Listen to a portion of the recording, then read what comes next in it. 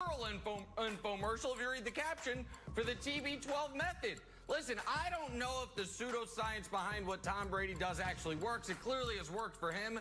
And if you would like to learn more about the TB12 method, just go to his Instagram, where every other post is some type of infomercial for the TB12 method. Listen, you don't take those types of discounts in New England and not make the money up somewhere. So he's going to make it up on the back end with the old TB12 stuff. So listen, he clearly is aging in reverse. He clearly looks better now than he did then. So far be it for me to say his magical water is not actually magical water. So it's an infomercial, Mike, for the TB12 method. I'm going to say legendary. And that's coming from a guy who has 0 rings and played 13 seasons. I won't say that it's envy towards Tom Brady because I have too much respect for the quarterback position. But over the course of 20 years, winning 6 Super Bowl rings, playing in 9, losing 3, it could have been 9. I mean, it's just been a remarkable career. And Tom Brady, at the age of, 42, looks 10 times better than he did when he first stepped in the league at 21. Yes, so he does. It's been legendary. You know, Nick, What's up, can you Bob? give me some help? Because Tom Brady's like infamously doesn't like tomatoes, or he does like tomatoes. I can't quite get it. It's like flammable and inflammable. So I don't know if I'm supposed to be pounding tomatoes or avoiding tomatoes altogether. And I get it confused every time, and I think it's really hurting my physique. What does that mean, Jenna? It's something to do with nightshades and pliability. It sounds like a book. And I know that he has special water. I know these things. I'm not Whatever quite it certain. is. I'll be honest. guys- I don't know exactly what it is, but it seems to be working out for more him, tomatoes or less? Jenna, more tomatoes. Whatever it Take is, a don't deeper stop. dive. Well. Less tomatoes, less nightshade vegetables, and he hates strawberries. There you go. I don't know anything about the water. On to the Packers now. Their head coach, Matt LaFleur. He doesn't eat strawberries, Tom Brady. Packers head coach Matt LaFleur recently asked about his new rookie quarterback. Said Jordan Love, quote, has a lot to clean up. Luckily, a guy named Aaron Rodgers can step in, with Love's struggles. Nick LaFleur saying that Love has a lot to clean up is blank. It's obvious, and it's not a knock on Jordan.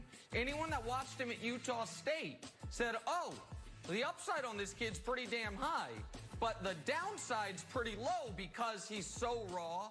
And even playing at a small school in college, you saw some of those kind of glaring process errors, even if the arm talent wowed you. It's why a team that was 13-3 and a game away from the Super Bowl drafting him when Rodgers is still there was such a baffling decision.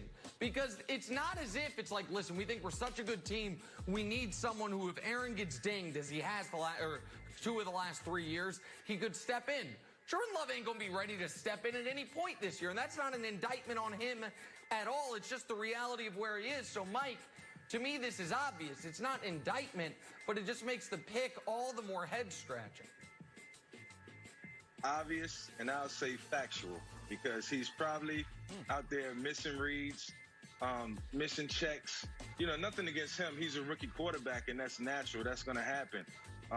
Safety's walking down in the box, pre-snap reads aren't there. See the corner pressed and ball is snapped and the corner's off. These are things that Jordan Love is going to go through, but in time he'll get better. But the guy looks good. He looks good as a quarterback specimen. I like his size. I like what he presents. I like what he brings to the table. Unfortunately, he won't be playing this season because Aaron Rodgers is still at the top of his game. That's right, Mike. I went with last call. Last call for the Jordan Love storylines this year. We're less than 4 weeks away, and it's a nice preseason storyline. The last call for this. So this is the last video you're going to see of Jordan Love on the show. The narrative is going to end. It's a new narrative. Boom, Tim Boyle comes into the scene. Hey, guys, what about me? And there's a 3-way controversy in Green Bay. No, there's not. Last call for Jordan Love. We're going to move forward to real football. Goodbye, Jordan Love. Good luck, but no more narrative on the show. Hello, Baker Mayfield. Talk some Browns now. Odell Beckham Jr. is looking to have a bounce-back season. Friend and teammate Jarvis Landry is confident OBJ can do that, saying Odell is, quote, really making this place home. Nick, Odell's second season with the Browns will be blank. Deja vu. And by deja vu, I don't mean the incredibly underrated and very rewatchable Denzel Washington Paula Patton project from about a decade ago. I mean deja vu to his second year in the NFL. His best season as a pro, when he had over 1,400 yards, when he had 13 touchdowns, when he asserted himself as officially the most talented receiver in the league. Mike, I think this is going to be the best year Odell has had since that second year with the Giants. I think he's going to be back over 1,200 yards, back to double-digit touchdowns, and you're going to remember what made him such a special player those first 3 years of his career, Mike.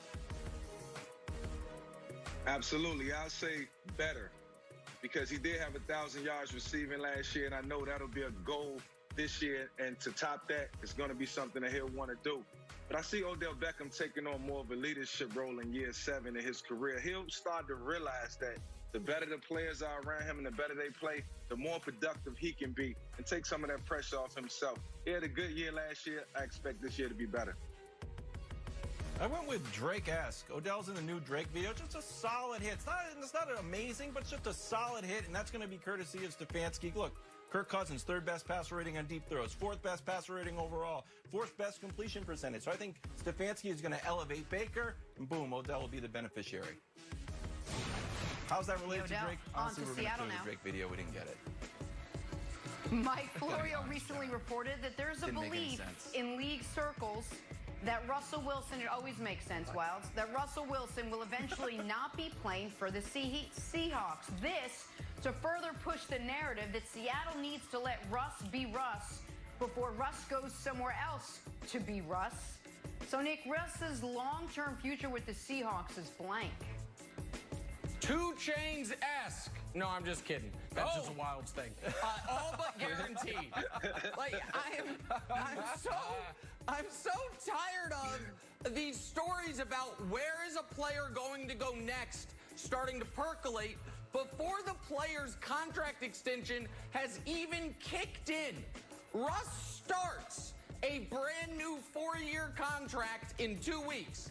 Starts a new contract. The idea that we're talking about, well, what's his long-term future? Man, I don't know. I don't know if we're going to be around in 4 years. But if we are, Russ will be on the Seahawks. And worry about what's going to happen to him after that. So Florio's my guy, but this is, to me, silliness. He's going to be a Seahawk for at least the next 4 years, which is as long as any of us may have anyway, Mike. I'll say his future is secure. His future is very secure in Seattle. Listen, good quarterback play is so hard to come by that when you get a guy like Russell Wilson, you better cherish him for 15 years on out. I mean, the guy's done everything under the sun. He's made plays that, we probably won't ever see again. He's dynamic in his own right, and that won't change. I never let a quarterback like Russell Wilson go, and I think he'll be in Seattle for a long time until he's ready to leave. If he decides to go, then maybe he'll go. But as long as he want to be there, that franchise won't let him be. Yeah, I agree, Mike. I went with Mr. Unlimited just because it's my favorite clip. I know a lot of people didn't like it. I thought it was very interesting. He's 86-41 with the Seahawks. I don't think he's going anywhere. And that was also, just for the record, Jenna, a very fatalistic take from Nick Wright. I don't know if he's talking about asteroids or what, but kind of brutal. Can't look out, can't project. We're going to be here in 4 years. We're going to be here. My God, long-term planning's overrated in 2020. Live for the now, Seattle. So is Trying to win the Super Bowl right now. You know what? Don't worry about the down the road. Go get it.